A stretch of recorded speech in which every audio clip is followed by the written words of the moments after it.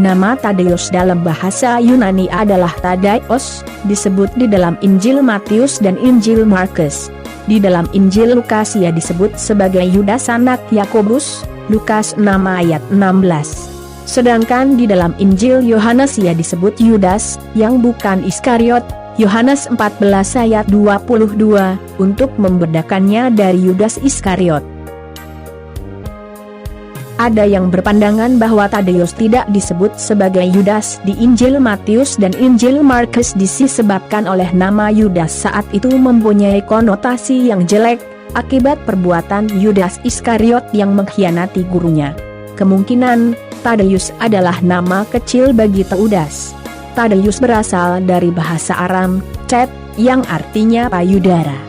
Jadi, Tadeus bisa jadi merupakan nama kecil yang secara harfiah berarti yang dekat dengan payudara, maksudnya, yang dicintai.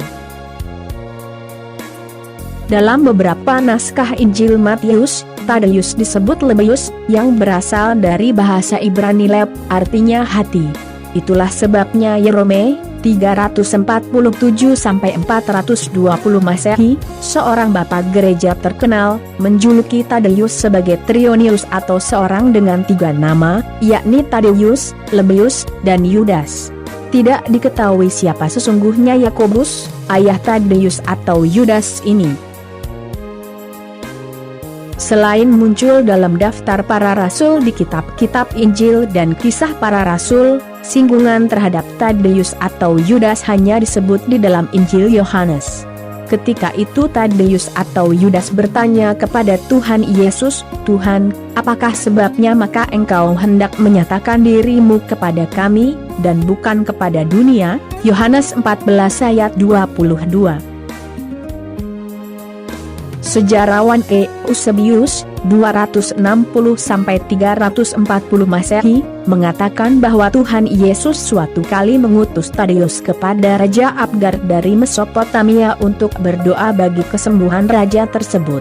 Menurut cerita ini, Tadeus pergi kepada Abgar setelah kenaikan Tuhan Yesus ke surga, dan ia tetap berada di sana, berkhotbah di beberapa kota di Mesopotamia. Sementara tradisi lainnya menyebutkan bahwa Tadeus dibunuh oleh ahli-ahli sihir di kota Suanir di Persia, dengan menggunakan pentungan dan lemparan batu.